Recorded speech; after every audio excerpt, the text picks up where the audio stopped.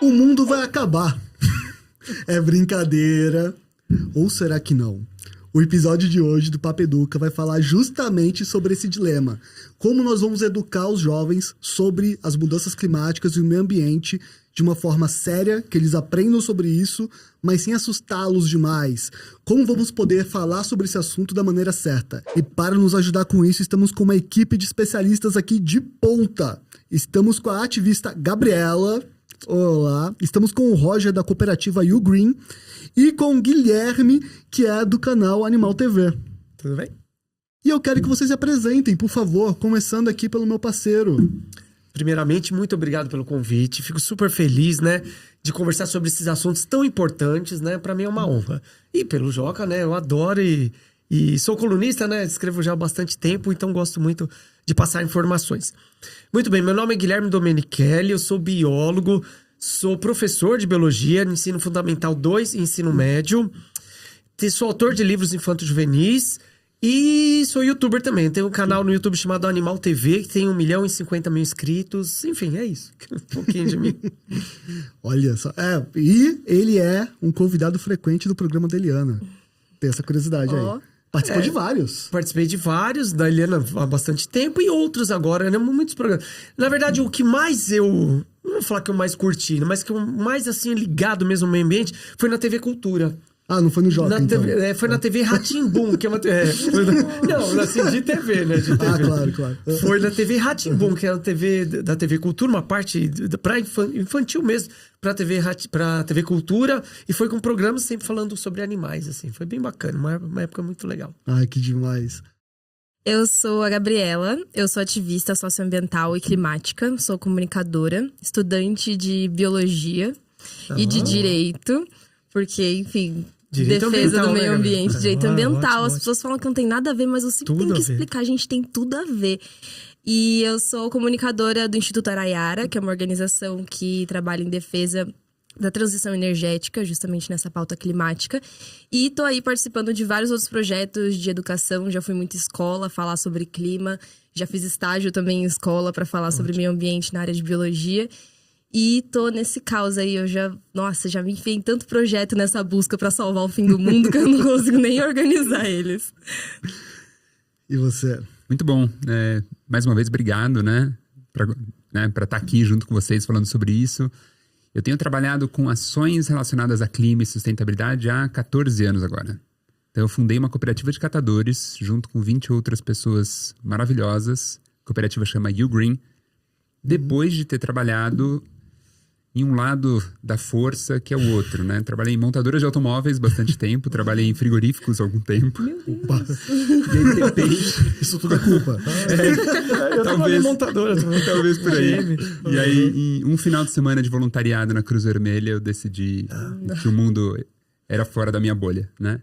E aí essa tem sido minha jornada em empreender uma cooperativa de catadores, agora não só em São Paulo, em outras cidades. E falando sobre o assunto, sobre coleta seletiva, clima, sustentabilidade, né, advocacy e tudo mais. Obrigado mais uma vez. E seu nome é Roger. Meu nome é Roger, é isso aí. Gente, eu estou muito orgulhoso de ter uma equipe aqui comigo falando, pessoas tão qualificadas assim. Incrível. A primeira pergunta vai para todos vocês. Um professor ou um pai que quer introduzir o assunto da educação ambiental com seu aluno ou filho. Como é que ele começa a falar sobre esse assunto? E, principalmente, levando em conta essa brincadeira que eu fiz no começo, de é um assunto muito sério, ao mesmo tempo nós não podemos assustá-los demais, né? Todas as causas sociais, assim, com criança, é importante a gente olhar primeiro ao nosso redor e ver o território que a gente ocupa, né? Porque falar de meio ambiente são muitos meios ambientes no Brasil. Então, quando a gente vai, por exemplo, fazer uma palestra numa periferia para falar sobre clima, a gente vai falar sobre as questões da periferia. Eu tive a oportunidade de estar num assentamento também, que são outros tipos de jovens que eu... Nossa, gente, eu guardo no meu coração, porque são jovens que ouviam um canto do pássaro e falavam, o pássaro tal...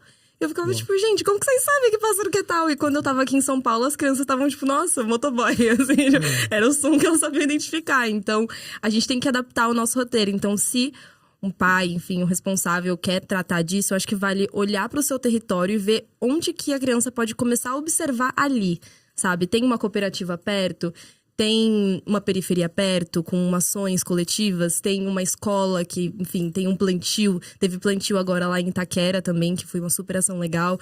Vai ter ato, tem muito ato na Paulista para falar de meio ambiente também. Então, acho que vale olhar para o território e trazer, assim, aos poucos, porque a criança, ela é um ser pensante, né? Tipo, ela vai chegar na conclusão, assim, de que ela pode fazer alguma coisa. Então, acho que é o primeiro passo, assim. Perfeito. Quer acrescentar alguma coisa, vocês dois? Pode ser, vamos lá. Quem primeiro, né? Eu concordo plenamente com a Gabriela. Eu acho que o exemplo é em casa, a gente tem que mostrar isso no dia a dia. Só que eu vejo com os meus alunos, por exemplo, ou em palestras, assim. Quando a gente fala em meio ambiente, geralmente, a gente fala com pessoas de cidade. A Gabriela deu exemplos, assim, pessoal no campo, ou enfim. Mas na cidade, quando fala meio ambiente, fica muito longe. Parece que a natureza é lá longe e a gente vive aqui na cidade. Assim. E eu sempre dou um exemplo assim. Falo, crianças, meio ambiente, qual cor vem na cabeça? Todo mundo, verde, beleza. Se eu chegasse lá no Alasca para um esquimó e falasse, meio ambiente, que cor que vem na sua cabeça? Eles falariam branco. Ah, por quê? Porque o meio ambiente não é longe de você. O meio ambiente é onde nós vivemos. Então, a maioria das crianças, tudo bem, o meio ambiente é na cidade. Então, a gente tem que cuidar a partir do nosso ambiente onde nós estamos ali. Dentro da cidade. A maioria vive na cidade. Meus alunos, por exemplo, de cidade. E é isso que a Gabi falou. Eles não sabem de onde vem o leite, às vezes. Acho que é da caixinha, nunca vi uma vaca de perto, né? Então, a gente vai introduzindo devagar isso e vendo ao redor. Então, dentro da casa, o exemplo que eu dou. O lixo ali, a coleta, o que é, quanto tempo, o descarte, onde tem que ser feito, quanto tempo vai ficar na natureza. E trazer o máximo possível essa proximidade, não essa separação, que o meio ambiente é longe e tal. Até porque todos os reflexos que nós temos aqui vai ser como um todo no planeta. O planeta é um só, é a única casa para todo mundo, né? Então não é só proteger o animal, que nossa ação vai proteger nossa vida também, né? Não tem como separar isso. Né? Guilherme, eu vou reforçar o que você disse, porque a gente faz muita palestra de conscientização em escolas. E fazendo visita das crianças lá na cooperativa. Sim, né? ótimo. E aí o que eu percebo? A importância do exemplo, às vezes a gente não dá a devida relevância, por exemplo, dentro de casa. Quando eu pergunto para os adultos, e quem já faz coleta seletiva, imagino que aqui todos façam, né? Minha pergunta comum é, quando você começou? E a maioria das respostas que eu tenho é, minha mãe já fazia, ou meu pai já fazia, né? Algum outro, quando eu mudei de cidade, ou na empresa em que eu trabalhava, já tinha. Então, a questão do meio ambiente é exatamente eu configurar o meu contexto mais próximo possível, como a lixeirinha que fica no pé da tua mesa ou no teu quarto, né? Então, a partir do momento que eu entendo que eu consigo mudar o meu entorno próximo, aí é uma questão de escala. Eu posso ser agente de transformação em média escala, em grande escala. Quando eu quis montar uma cooperativa, era para os catadores da Vila Ed, um bairro da Zona Norte de São Paulo. Hoje a gente já tem franquia em Belém, Santarém no Pará, em Manaus. Que a gente já entendeu que o problema é o mesmo, só muda o endereço. Então, começar o pequenininho, né, as ações que a criança pode fazer e que não necessariamente envolve enfrentar os pais. Né? Então, desde que eu sou criança, eu escuto que o futuro está nos jovens. Já não sou criança. E o futuro não está necessariamente muito melhor. Aí eu falo, então as outras crianças que vêm aí, os próximos resolvam, né? Acho que a gente tem que entrar em sintonia com todos os seres viventes que estão hoje causando impacto. Então é ter uma conversa de igual para igual para os pais e professores, né? Dizendo, olha, o que nós podemos fazer, qual é o nosso pacto simples de executar. Eu vou puxar a sardinha para a coleta seletiva, que é simples de executar, né? Que tem um impacto gigante social, ambiental, no clima e tudo mais. Então, acho que começa por essa conversa sincera, não alarmista, de o que a gente pode fazer hoje, como um primeiro passo. Olha, o Jornal Joca é um jornal para criança e adolescente. Nós temos nosso portal de notícias, onde vamos publicando notícias diárias. E sempre que publicamos notícias sobre meio ambiente, mudanças climáticas, vem uma chuva de comentários, e são comentários muito assustados, assim. É sempre no tom do medo, da indignação, do que tá acontecendo, que era uma coisa que não acontecia na minha infância. Falava-se muito na escola, tinha a história da ecologia, que é uma palavra que a gente usa cada vez menos, mas não pois é, mas não tinha essa questão do medo. Vocês conseguem perceber uma diferença da forma como os jovens, as crianças estão lidando com essa questão da geração deles para a geração de vocês, quando vocês vão em escolas, conversam com pessoas, assim? Você sente essa diferença? Eu já comecei, então eu vou deixar em aberto aí.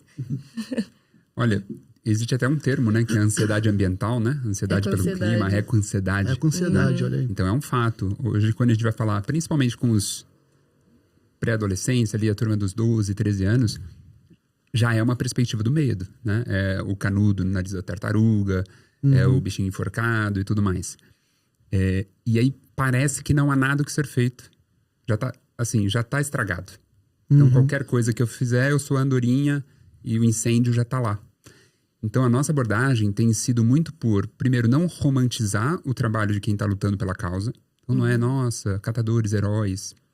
Não, tá fazendo um trabalho justo e honesto, assim como seu pai e sua mãe fazendo o que eles estiverem fazendo, né? E humanizar o trabalho de conservação. É dar nome. Qual é o nome do catador, da catadora? Qual é o nome da pessoa que está lá plantando árvores, que está lá no campo? Quem são as pessoas que estão no assentamento? Quem são essas pessoas? E são pessoas como a gente, né? Eu, uma vez por mês, separo materiais escravos na esteira. Até hoje. Então, qual que é a ideia? É eu não me desconectar com o que deu origem a tudo isso.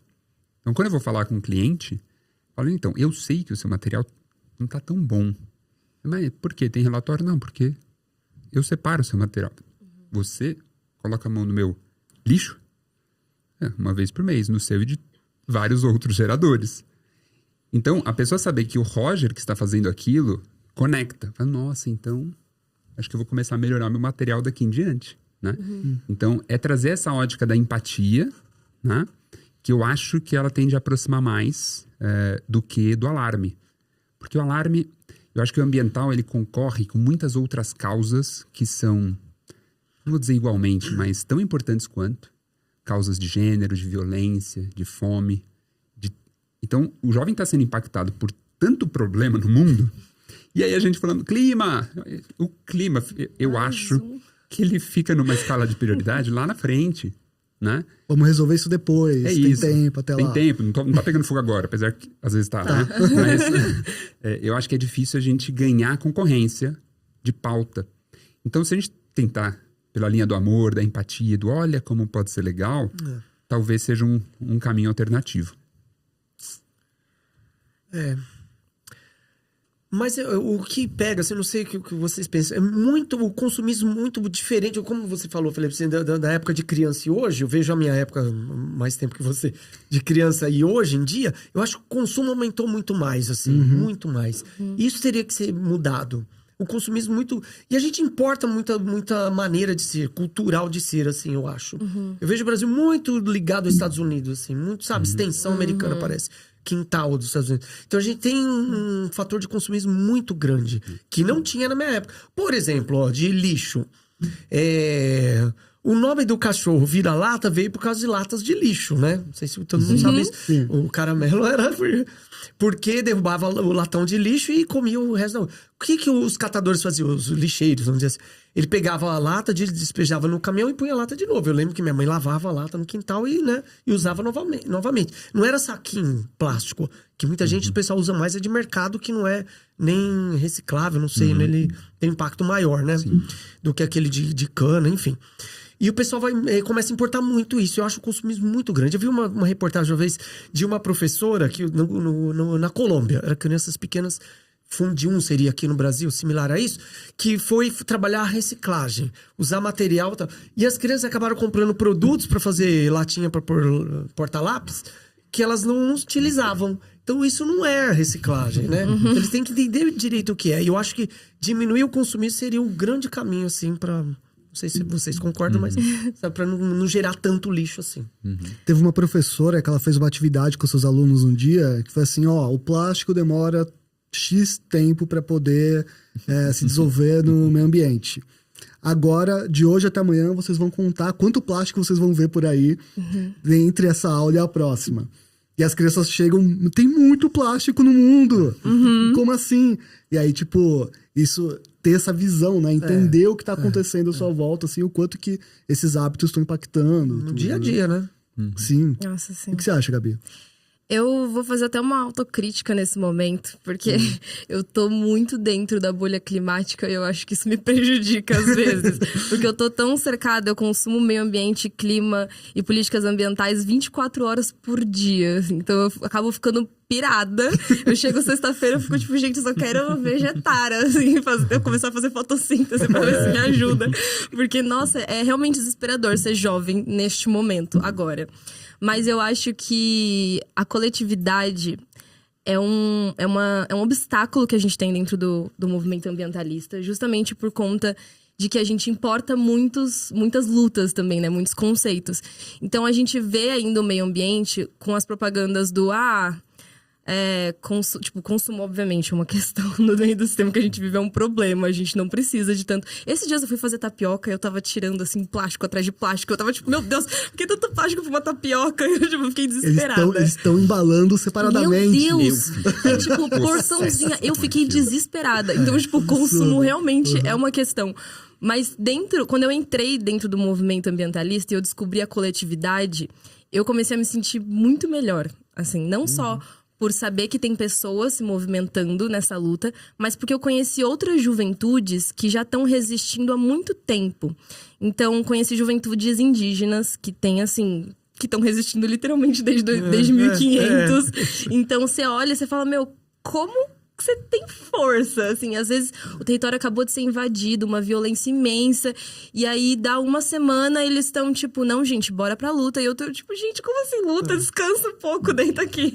Eu fico um pouco desesperada, mas é muito bom, assim, conhecer juventudes periféricas, por exemplo, que estão sofrendo com enchentes há muito mais tempo do que a gente tem conferências da ONU, por exemplo. Então tem, nossa, muito mais enchente do que conferência da ONU para falar sobre o clima.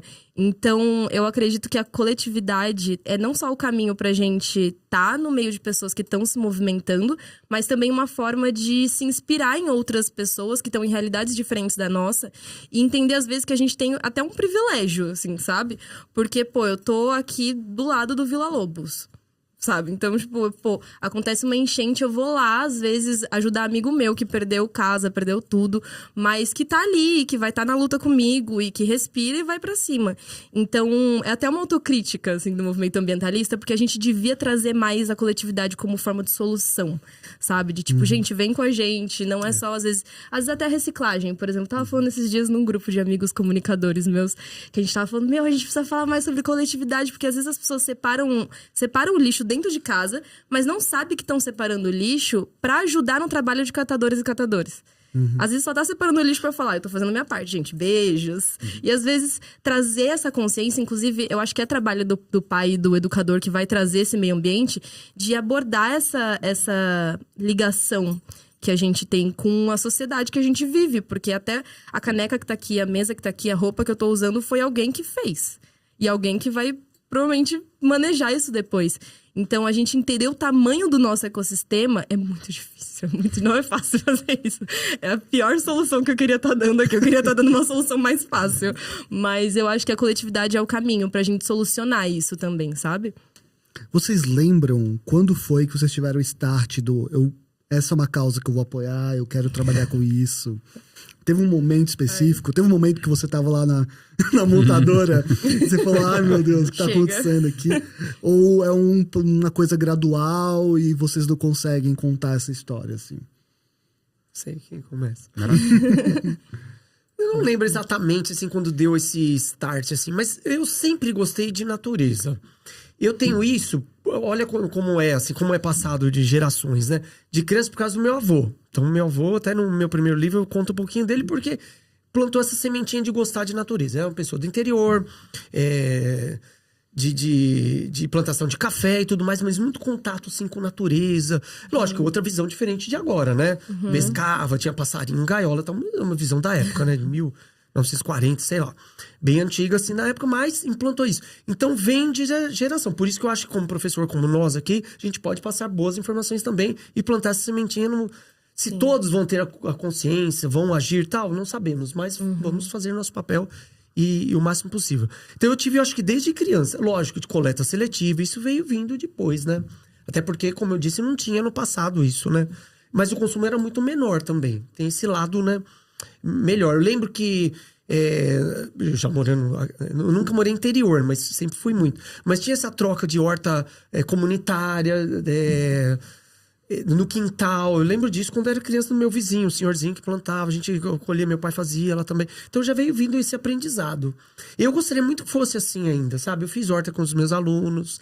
Eu acho que dá pra, mesmo sendo de classe mais alta, de cidade, eles, dá pra ter... Mas é importante isso que vocês estão falando, de ter o contato, né? Sim. De levar pra conhecer, pra ajudar a envolver. Não é só falar. Eu acho que envolvimento ajuda bastante. Eu tive esse envolvimento familiar, eu acho que a gente, como professor, como educadores e orientadores, a gente pode envolver também. Eu acho que essa é a sementinha que a gente pode plantar aí pras novas gerações. Sim, sim. Nossa, eu tava pensando aqui, porque eu sempre fui muito hiperfocada em meio ambiente e natureza, tanto que eu sempre quis fazer biologia, mas eu acho que o start, assim, de tipo, eu preciso trabalhar com isso, foi que uma oportunidade caiu no meu colo, assim.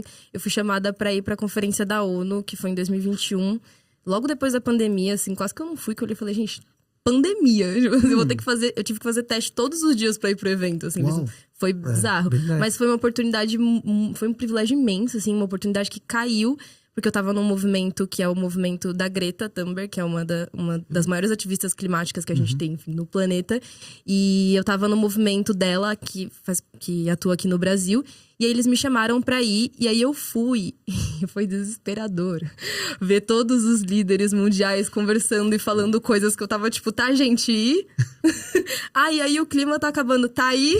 Ação cabelo. E aí, não sei o que, eu vou, tá, e o que vai sair daqui? Eu vim do outro lado do oceano, só pra ouvir alguma coisa que me acalme, assim. E nada, eu voltei mais desesperada.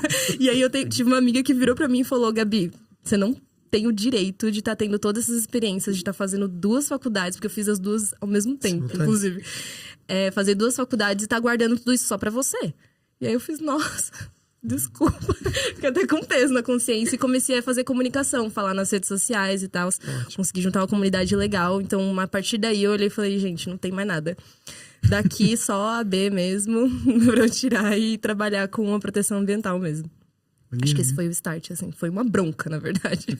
Mas foi depois que você já estava no movimento. Então, eu nem tava tão envolvida, assim. Porque eu entrei no movimento mais pra treinar o que eu tava aprendendo na faculdade de biologia. Porque o pessoal falava sobre clima, São mas... aquelas simulações da ONU, que meus alunos participam do ensino médio. Que é ótimo, nossa, né? eu acho muito Show, legal. Né? Eu acho legal. muito massa. Os jovens fazerem isso, né? Muito bacana. Acho muito massa. Mas eram mais, tipo, palestras que estavam tendo na época da pandemia pra falar sobre biomas. E eu adoro biomas. Eu lhe falei, gente, eu vou falar de biomas. E aí eu tava lá falando de biomas e do nada falaram, Gabi, você é a única bióloga que a gente tem aqui. Você não quer vir pra COP? E eu, tipo, gente, eu não tenho dinheiro pra ir pra Escócia. E aí eu conversei com o Greenpeace, o pessoal deu um super apoio e deu tudo certo. Foi traumatizante, mas deu tudo certo no final. E aí eu voltei e realmente falei, tá bom. Vou atuar com clima e combate, assim. Depois a bronca também, né? Nossa, pelo amor de Deus, né? Terapia. Ótimo. Legal. Eu digo que eu comecei do jeito fácil.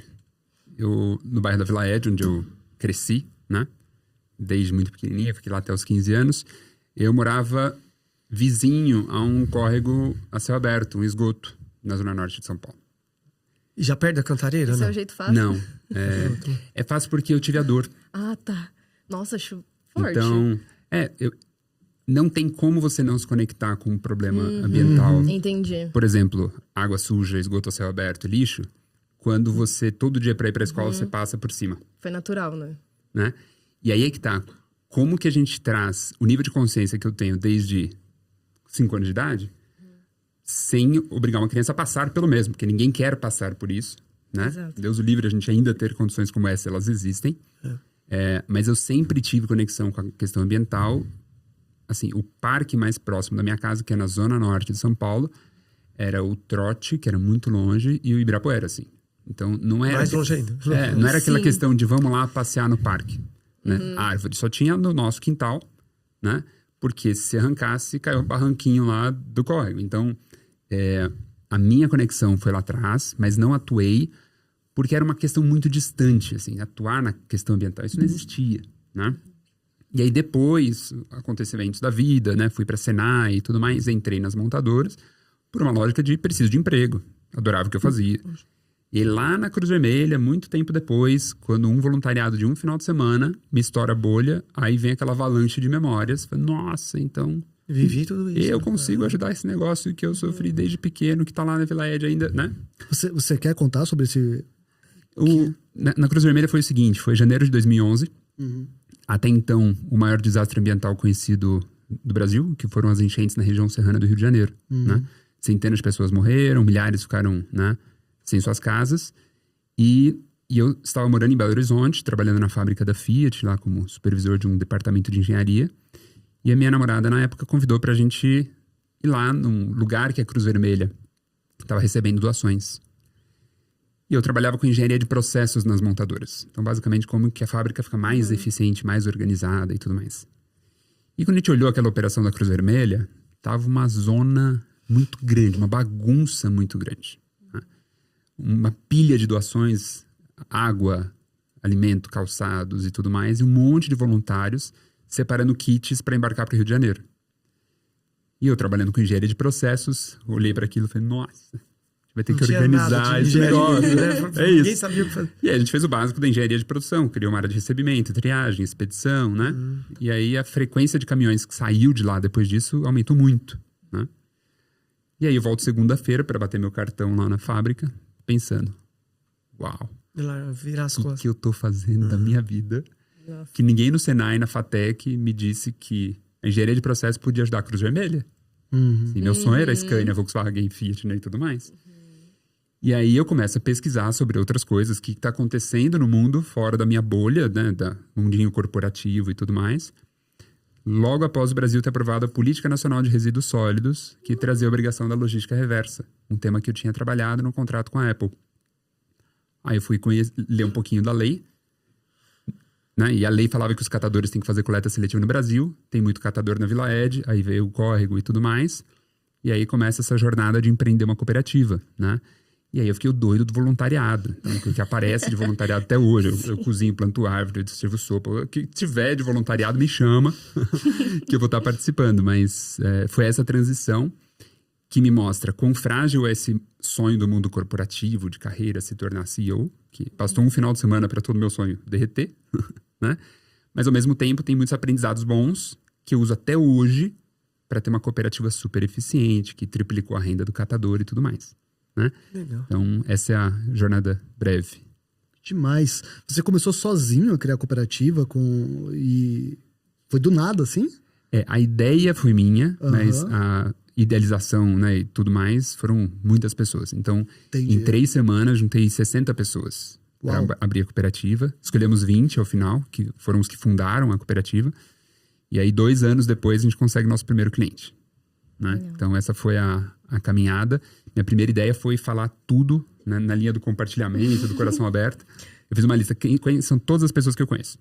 Todas as pessoas que... Nem o WhatsApp tinha, gente. Faz tempo. Mais trabalhoso, Né? Mais trabalhoso ainda. Todos os números de telefone que eu tinha e e-mails para ajudar a abrir a cooperativa. E a gente fez em julho de 2011. Uau. Eu posso fazer só um comentário que é muito Claro. interessante? Que quando eu tava fazendo... Eu comecei com direito, fiz um ano de direito.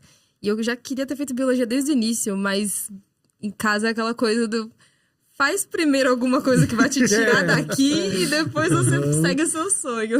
E aí eu fiz, tá bom. E aí eu consegui juntar os dois. Mas é interessante porque em direito ambiental eu também nunca aprendi que eu poderia trabalhar na proteção do meio ambiente. Eu sempre aprendi ESG, a parte das empresas, diminuir os impactos. Então eu acho muito interessante pra quem estiver ouvindo a gente, seja lá o que vai escolher fazer da vida, saiba que sempre tem um link para pauta ambiental. Sempre tem. E nem sempre esse link ele vai vir até a gente. É importante a gente ir atrás. Porque é isso, engenharia de produção. Nossa, eu conheço muitos engenheiros de produção que eu tenho certeza que super topariam fazer um projeto para ajudar, assim, a organizar. E às vezes nem sabem que tem essa ferramenta na mão, né? Muito interessante. Pessoal de administração, pessoal... Enfim, às vezes a gente só tá... A gente, né? Biólogos, engenheiros ambientais, trabalhando, geógrafos nisso. E meio ambiente é muito mais do que as áreas de biológicas, né? Uau, definitivamente Importante. vocês têm histórias mais interessantes do que eu, que comecei a reciclar quando vi o documentário do Al Gore. Aí comecei a separar o lixo. Sim, Você está sim. entre os 3% que já separam. Olha. Só 3%? Só isso. O Brasil recicla 3%, né? Então eu brinco que é mais ou menos 3% das Entendi. pessoas. Então deve ser um Entendi. pouco mais, mas não muito longe disso. Muito longe disso. Bom, agora nós vamos ter um jogo. Ai, ai, ai. Espero que vocês estejam prontos. Essa dinâmica se chama 3 ideias em 1 minuto. Eu vou propor um problema que não tem muito a ver com a área de vocês, tem a ver com o meio ambiente e vocês que se virem. Ok. E vocês vão ter que pensar em 3 soluções, dar 3 sugestões de soluções para este problema. Então, pense que vocês estão conversando com um professor, e vocês vão dar a solução para o professor, Ok. para um pai. E quem é o corajoso ou a corajosa que aceita começar? Nossa. A corajosa, né? A corajosa. Não, tá bom. Bom, você está pronta? Não sei.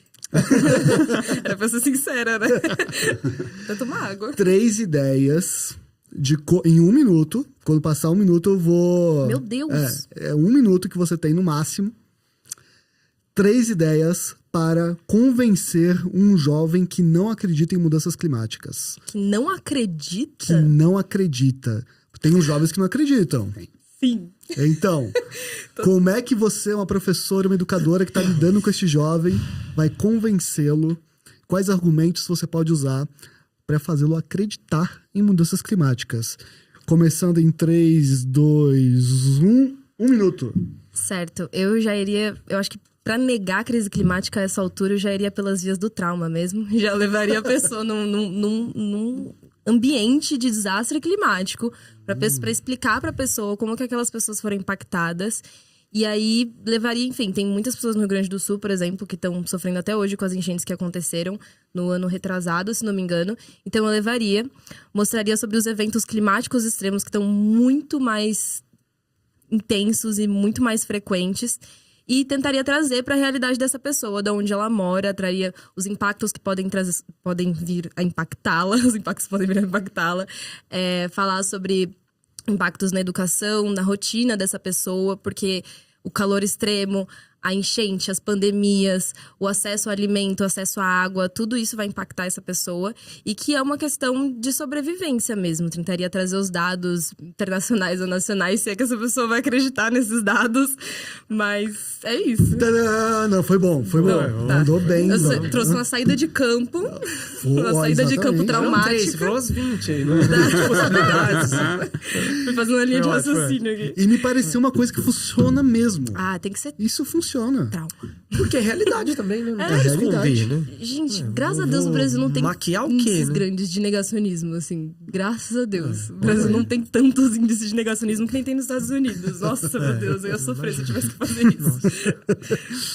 Roger, Boa sorte. É tenso, tá? 1 minuto. 1 minuto. 3 ideias. O que fazer para uma sala de aula que nunca falou sobre o meio ambiente? E nunca fala. Eles não sabem nada sobre o assunto. Não é que eles não acreditam. E é um grupo. Então você tem que pensar que você está conversando com 30 alunos lá, 40 alunos. Ideias em 1 minuto, valendo.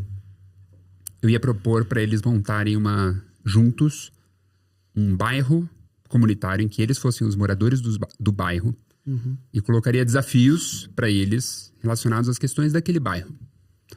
Como na teoria dos jogos, eles desenham o bairro e eu coloco questões como chuvas intensas, algumas casas estão mais altas, outras casas estão mais baixas. O que vão acontecer com quem mora embaixo, com quem mora em cima?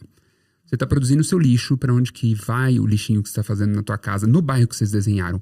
Poxa, não pensou no centro de reciclagem? Não tem um aterro? Então vai ter que ficar na casa de vocês. O que acontece na casa de vocês se você não tirar o lixo para fora? E de repente nasceu uma árvore que não deveria estar lá, porque é uma árvore que vai estourar a sua calçada. Eu ia colocando então desafios na cidade para entender que esses são problemas reais, todos relacionados ao meio ambiente, que é o que eles encontram na casa deles. Uau! Nossa, Sério? gente do céu. Sim, O cronômetro da cabeça? foi muito didático. Fui muito ativista, fui muito pelas vias traumáticas. Eu devia ter sido mais didático. Não, Sem olhar cada um ainda tem o seu cronômetro. estilo. Não, justo, Cada um tem sua justíssimo, técnica. justíssimo. Se não der certo, manda pra mim. Bom, Guilherme, você tá com um problema agora, porque os dois foram bem. Falaram tudo? Nossa, foi tenso. Guilherme, o que fazer para um jovem, nós estamos falando de grupo, um jovem que... Único. É um único, que simplesmente, não é que ele não acredita ou ele não conhece, ele não se interessa pelo assunto.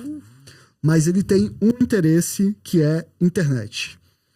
Ótimo. Valendo! Bom, interesse de internet. Tem vários caminhos da internet, assim, de várias possibilidades de conhecer o que está acontecendo no mundo. Eu tentaria fazer, assim, ele ter interesse por esses caminhos aí, de sites, de pesquisas. E eu gostaria de fazer com esse jovem, né? Se fosse um grupo seria melhor ainda, mas um jovem é um estudo do meio, conhecendo a região onde ele mora, a região próxima da escola, talvez, para ver como que é o rio mais próximo, como é a praça mais próxima, como são as árvores na rua, se tem ou não, a fauna que existe ali, que é um lugar que não é a região, não é a moradia só de pessoas, moradia de muitos outros, de animais, de aves principalmente. Então conhecer um pouquinho o ambiente onde ele vive ali. Então seria um estudo do meio, usando a internet também para conhecer aquele bairro, conhecer a cidade, com vários sites aí de possibilidade de ter bastante conhecimento, eu acho. Aí lá. Boa. Fechamos. Mapeamento. Sobrou. Olha esse, parabéns pra vocês. Valeu. Nossa, adorei esse jogo. Vou fazer em check-in de reunião, ótimo. É bom pra reunião. Esquentar, assim, Acordada. né? Muito bom. Ó, gente, o podcast Papo Educa é uma produção do Jornal Joca. O Jornal Joca é um jornal para crianças e adolescentes que fala sobre as coisas do dia a dia, as notícias normais, só que com uma linguagem voltada para eles. A última edição, inclusive, teve um assunto de meio ambiente na capa, que foi uma notícia boa até, foi sobre o desmatamento que diminuiu. E se você se interessa por isso, você pode acessar jornaljoca.com.br ou o Instagram, @jornaljoca, e conferir se você gostaria de assinar esse jornal para sua escola ou para sua família. Gente, muito obrigado pela presença de vocês. Eu me considero amigo de todos vocês agora. Vamos fazer um grupo do WhatsApp juntos.